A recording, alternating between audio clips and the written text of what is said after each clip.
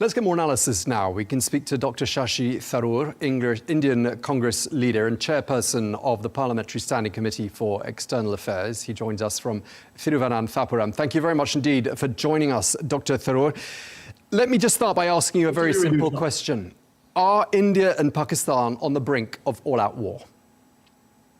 I certainly hope not. Certainly India has no interest in that whatsoever.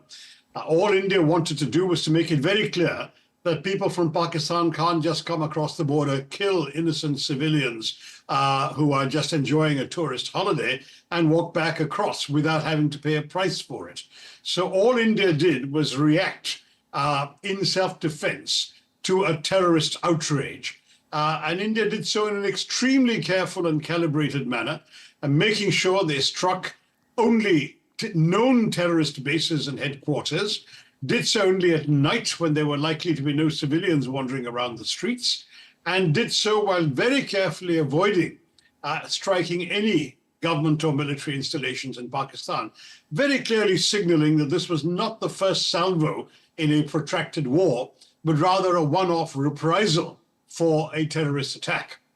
Sadly, Pakistan chose to overreact. There were severe artillery barrages across the line of control, killing 19 Indian civilians and hospitalizing 59 people with grave injuries.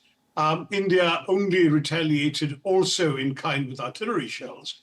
But then when Pakistan decided to target Indian military installations by sending drones and missiles across, they were stopped and intercepted by Indian air defense, and India in retaliation attacked Pakistani air defense. Now, again, it's very, very clear that India is not escalating, it is merely reacting. Okay. If Pakistan chooses to stop its unnecessary provocations, India will not act. I'm quite sure about that. There is no proactive military engagement coming from the Indian side beyond the attacks in reprisal to the terrorism. Nothing at all. Okay, Dr. Tharoor, you raised lots of points there. Let me pick up on one of them. You say India's response has been precise and restrained, but according to the reports we've seen, children are amongst the dead in the attacks in Pakistan. A mosque was destroyed. I mean, can we really say they've been precise and restrained? These are extremely well-known terror bases, the headquarters of the Jaish-e-Mohammed in Bahawalpur and the headquarters of the Lashkar-e-Taiba in Muridke. These are not innocent places. If there were sadly any civilians staying there, there were families of terrorist leaders or those training to be terrorists. I'm really sorry to say this because we have absolutely no interest in behaving like terrorists and killing civilians. There is no question in my mind that India would have been very happy to merely dismantle the terrorist infrastructure rather than even take a single human life. But the fact is that these are places known and listed not just by Indian authorities, but by the international intelligence community. The agencies concerned are proscribed on the sanctions list of the United Nations Sanctions Committee. They are in no way innocent places, schools or mosques or homes. These are, unfortunately, places where terrorists are trained, financed, equipped, and dispatched to kill innocent civilians in India. That's what India was reacting to. And Dr. Tharoor, the people we speak to in Pakistan counter your narrative, and you're quoted in the newspapers as saying this is a state, we're talking about Pakistan, that sponsors terrorism in the most vile manner. So you're suggesting the Pakistani government sponsors these organizations. I don't know what you think the motive would be for Pakistan to do such a thing. They're also asking me every time I put this question to them, what's the evidence? What's the evidence, sir? Well, as far as evidence is concerned, don't forget that Pakistan is a master of denial. They denied having anything to do with the Mumbai attacks that killed 170 people on 26/11/2008 until one of the terrorists was caught alive and the Pakistanis had to admit that he and everything he said came from them. They deny even knowing where Osama bin Laden was until he was found in a military encampment not far from a Pakistani army base inside Pakistan. This is the Pakistani route. It's constantly show us the evidence. Well, I mean, the fact is, There is enough circumstantial evidence and there are intelligence intercepts on the basis of which India is acting. And India has absolutely no other reason to do this. Let's understand something very clearly, Tom. India is a status quo power. It wants nothing that Pakistan has. It is focused on growing its economy, improving its high technology, providing a future for its young people. It is entirely happy to be left alone by Pakistan, and it'll leave Pakistan alone. Pakistan is a revisionist power. It claims territory India holds. It is a bigoted power that wishes to take over parts of India on the grounds that the people living there happen to share the same religion as the Pakistanis. Well, there are 200 million Indian Muslims who share the same religion as the Pakistanis. Do they want to take them all over? It's a preposterous approach that the Pakistanis have been adopting. They have been deploying terrorists for 30 years in pursuit of their desire to, quote unquote, bleed India by 1,000 cuts and to capture the territory of Kashmir. They're not going to get it. They have failed for 30 years. They're going to fail for another 30. Then the sad, sad lesson that they must learn and have failed to learn is that terrorism is not the answer. Killing innocent civilians will invite reprisals, and we are scaling up the reprisals with each outrage. In 2008, after Mumbai, India tried diplomacy, tried grey-listing Pakistan, tried blacklisting the agencies concerned in the Sanctions Committee. Some years later, when there was an attack in Pathankot, the Prime Minister even invited the Pakistani intelligence to join the investigation of the attack. They came and they went back to Pakistan and said, oh, the Indians did it to themselves. That was the last straw. The next terrorist attack, India sent a squad across to attack the very base from which the attack had come. Okay. The next terrorist attack in Pulwama, India did an airstrike, just one. The next terrorist attack, this time in Pahalgam in Kashmir, India hit 9. How much longer do the Pakistanis want to play this game? India is prepared to play it. But India is much happier to be left alone. And that's what we will urge the Pakistanis to do. As the conversation goes on, I'd like to talk to you about diplomatic efforts to de-escalate the situation. But one thing you've put on Twitter, I just want to ask you about it because I was curious myself. You've praised on the application X the code name Operation Synindur, which has been launched by India. You've said it's a brilliant name. Just tell us why it's significant and why you think it's such an appropriate name for this military operation.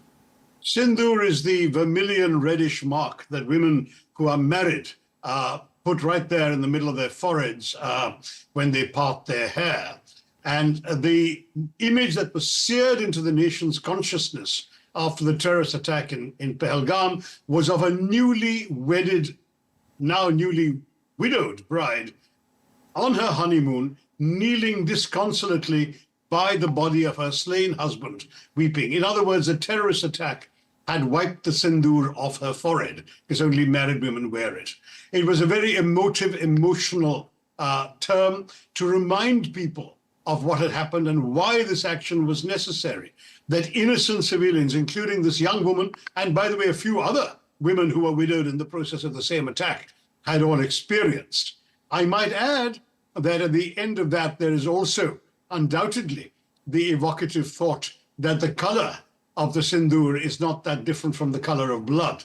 And that was what was spilt by the terrorists in our country. I thought it was a very, very evocative, emotional, and powerful choice to name the operation that way. Okay, so thank you for helping us decipher that, because that's a very interesting explanation. I'd like to ask you now about efforts to broker some sort of a solution. Before we start talking about where this might head to and look at all the chilling options, bearing in mind that you're both nuclear powers, let's try to be optimistic for a moment. In a grave crisis, there is sometimes an opportunity to iron out some of these nearly 80-year-old issues that exist between India and Pakistan. Do you have any optimism that we could perhaps turn this into an opportunity? Look, first of all, as far as the present crisis is concerned, there is no need to call upon India to exercise restraint, because India is already exercising restraint. It has announced it will not initiate a single military action, but it will react if there is military action imposed upon it. So all the international community needs to do is to get Pakistan to behave, is to tell them to stop attacking. The moment they stop attacking, the moment they can find any excuse to claim their honor is satisfied, that would be the end of that. India has no desire to prolong this. As I said, we are, first of all, a status quo power. We want nothing from them. Second, we are focused on our own growth. and we have no desire to be distracted from that. We are not interested in going to war. Okay, but so if Pakistan wants war, they will get it. And I think very few people doubt which of the two countries has greater staying power in a war. So that's on the present situation. I think the ball is entirely in Pakistan's court. They can stop any prospect of increased conflict now. India has not put a foot on the escalatory ladder.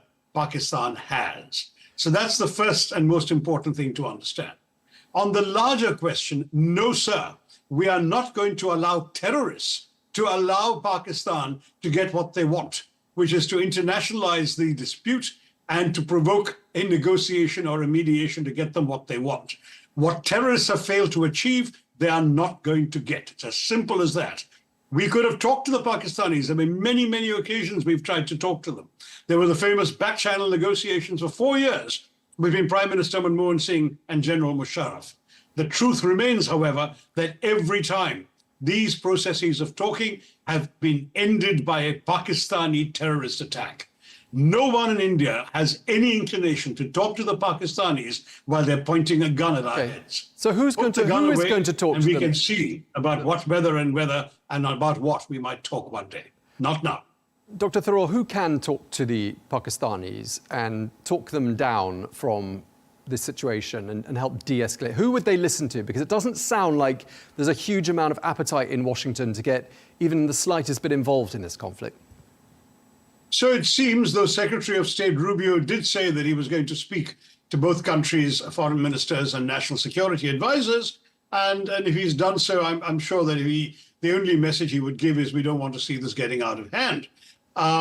The Chinese issued a very interesting statement. China is Pakistan's quote-unquote all-weather friend, and Pakistan has for some years now been a de facto client state of China. China controls 30% of Pakistan's debt, on top of which you have the big China-Pakistan economic corridor running through the country, which is of some economic value to China as well. So one would assume that that is one patron the Pakistanis would listen to. China has issued a very interesting statement saying that both India and Pakistan are their neighbors. They don't want to see a war in their neighborhood between neighbors, and they would like there to be peace and understanding and calm. Now, if China gives that message to Pakistan, that might be something Islamabad would be well inclined to heed. Okay, and in terms of the sentiment towards the United States in India, I want to ask you about a piece in the Times of India online edition. It says, quote, the US Vice President J.D. Vance urges restraint, sparking outrage. That's the headline of an article. And it suggests that India feels backstabbed by the United States. And I just wondered whether that was a perception you felt and whether it's a widely shared feeling. As I said, I haven't actually seen that article, so I don't know what the author intended. But to my mind, we have already announced restraint. We have made it very clear that our operation was in retaliation for a terrorist outrage, and that was it. That it was, in fact, the word used in the public briefing was it was non-escalatory in nature, that India was not intending to escalate further. So you can counsel restraint all you like, you're preaching to the converted. On the other hand, tell the Pakistanis to exercise restraint, and that will be the end of that. It's Pakistan that somehow feels an obligation to somehow react further, having already initiated this problem with a terror attack. They want to continue to fire back at India. And as I say, if they do, India will have to give it back to them. We have our own self-respect.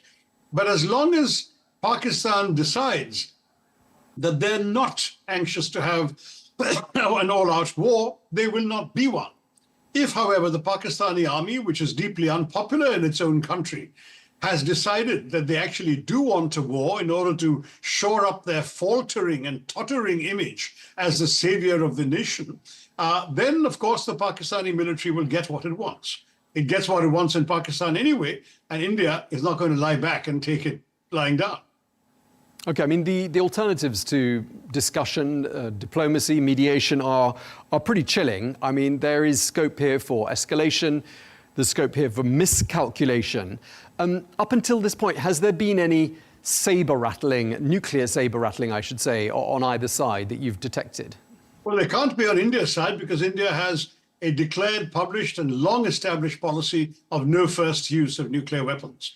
So India would never rattle any sabers of a nuclear kind because that is the Indian policy. Pakistan, on the other hand, does not have such a policy and has implied that it would be willing to use nuclear weapons. So again, the ball is in Pakistan's court. You do understand that equivalence between the two countries on any of these grounds is completely false. You have a terrorist providing state and you have a terrorist victim state. You have a state that has refused to abjure nuclear weapons on their first use. You have another state that has absolutely refused to use nuclear weapons first. So, I mean, there is no equivalence, there is no comparison. As far as I'm concerned on these matters, what really applies right now is the great importance of persuading Pakistan to dial down its own misbehavior. Okay, so where do you see this heading to? What are your predictions, Dr. Tharoor? Well, I'd like to predict that at some point, people in other capitals will tell Pakistan, you've fired enough shells, you've killed enough Indians, your honor is satisfied, lay off. And if capitals don't say that to Pakistan, and they don't say it firmly enough, and I mean particularly Beijing, then indeed all bets are off, and you might well see Pakistan being tempted to escalate for very short-term military reasons in their country. I certainly hope it doesn't come to that, because in the long term, there's no way they can gain from such a conflict. They've already earned the opprobrium of the world as a terror-providing nation, as the hosts of Osama bin Laden, as the people who spawned the Taliban, and having, as Hillary Clinton evocatively said, having nurtured vipers in their backyard. They've been bitten by the same vipers they've nurtured. This is a country that really, really needs all the goodwill it can get from the rest of the world. And for that reason, what Pakistan needs to do right now is to stop its military provocations, do not embark on any further misadventures, and let this thing die down. India certainly does not want to prolong it. Just lastly, I mean, would you say in India there's unanimity on this issue right across the political spectrum? Do all Indians sing from the same song sheet here? Very, very strongly so. And in fact, India, I mean, I speak for an opposition party, and the opposition party, the Congress party, was the first to stand up and say we stand with the government and behind our armed forces in this particular moment of national crisis. We do have domestic political differences. Those will be addressed when the crisis is over. Right now, we are all united, and I see very, very little dissent. Of course, there are people who prefer peace to war. So does any sensible human being on the planet. But when war is thrust upon us, it would only be a coward who refuses to fight back. And we will fight back if it's thrust upon us. All right. Well, thank you very much indeed for your time. A pleasure talking to you, Dr. Shashi Tharoor. Thank you very much for your time, sir. Thank you, Tom.